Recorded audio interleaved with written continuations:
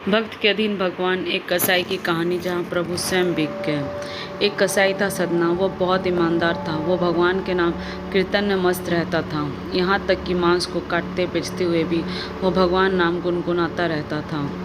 एक दिन वो अपनी ही धुन में कहीं जा रहा था कि उसके पैर से कोई पत्थर टकराया। वो रुक गया। उसने देखा एक काले रंग के गोल पत्थर से उसका पैर टकरा गया है। उसने वो पत्थर उठा लिया, वो जेब में रख लिया, यह सोचकर कि यह मांस तोलने के काम आएगा। वापस आकर उसने वह पत्थर मांस के वजन को तोलने के काम में लगाया। कुछ ही दिनों में उसने समझ लिया कि यह पत्थर कोई साधारण नहीं है। जितना वजन उसको तोलना होता, पत्थर उतने वजन का ही हो जाता है। धीरे धीरे यह बात फैलने लगी कि सदना कसाई के पास वजन करने वाला पत्थर है। वो जितना चाहता है पत्थर उतना ही तोल देता है।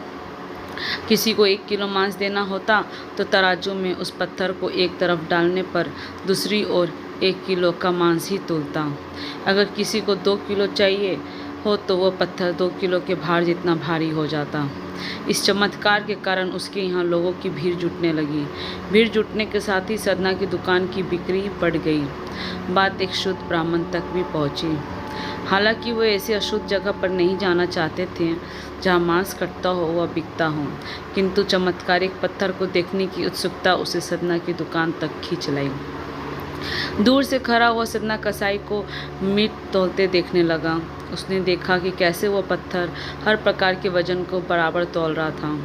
ध्यान से देखने पर उसके शरीर के रोए खड़े हो गए। भीड़ के छटने के बाद ब्राह्मण सदना कसाई के पास गया। ब्राह्मण को अपनी दुकान में आया देखकर सदना कसाई प्रसन्न भी हुआ और आश्चर्यचकित भी। बड़ी नम्रता से सदना ने ब्राह्मण को बैठने के लिए स्थान दिया और पूछा कि वो उनकी क्या सेवा कर सकता है। ब्राह्मण बोला, तुम्हारे इस चमत्कारिक पत्थर को देखने के लिए ही मैं तुम्हारी दुकान पर आया हूँ। या यूँ कहे कि ये चमत्कारी पत्थर ही मुझे खींचकर तुम्हारी दुकान पर ले आया है। बातों ही बातों में उन्होंने सदना कसाई को बताया कि जिसे पत्थर समझकर वो मांस तोल रहा है, वास्तव में वो शालिग्राम जी हैं, जो कि भगवान का स्वरूप होता है। शालिग्राम जी को इस तरह गले कटे मांस के बीच में रखना व उनसे मांस तोलना बहुत बड़ा पाप है। सदना बड़ी ही सरल प्रकृति का भक्त था। ब्राह्मण की बातें सुनकर उसे लगा कि अनजाने में मैं तो बहुत बड़ा पाप कर रहा हूँ। अनुनय विनय करके सदना ने वो शालिग्राम उन ब्राह्मण को दे दिया और कहा कि आप तो ब्राह्मण हैं, अतः आप ही इनकी सेवा परिचर्या करके इन्हें प्रसन्न करें। मेरे योग कुछ सेवा हो तो मुझे अवश्य बताएं।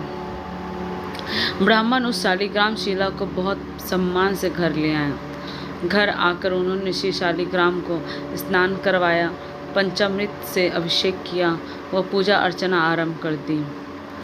कुछ दिन ही बीते थे कि उन ब्राह्मण के स्वप्न में श्री शालिग्राम जी आए। वह कहा, हे ब्राह्मण, मैं तुम्हारी सेवाओं से प्रसन्न हूँ, किंतु तुम मुझे उसी कसाई के पास छोड़ाओ। स्वप्न में ही ब्राह्मण ने कारण पूछा तो उत्तर मिला कि तुम मेरी अर्चना पूजा करते हो, मुझे अच्छा लगता है, परंतु जो भक्त मेरे नाम का गुणगान कीर्तन करते रहते हैं उनको मैं अपने आप को ही बेच देता हूँ। सदना तुम्हारी तरह मेरा अर्चन नहीं करता, परंतु वह हर समय मेरा नाम गुनगुनाता रहता है, जो कि मुझे अच्छा लगता है, इसलिए तो मैं उसके पास गया था। ब्राह्मण अगले ही दिन सदना कसाई के पास गया। वह उनको प्रणाम करके सारी बात बताई। वह श्री शालिग्राम जी को उन्हें सौंप दिया। वो ब्राह्मण की बातें सुनकर सदना कसाई की आंखों में आंसू आ गए। मन ही मन उन्होंने मांस बेचने खरीदने के कार्य को तिलांजलि देने की सोची और निश्चय किया कि यदि मेरे ठाकुर को कीर्तन पसंद है तो मैं अधिक से अधिक समय नाम कीर्तन ही करूँगा। Thank you.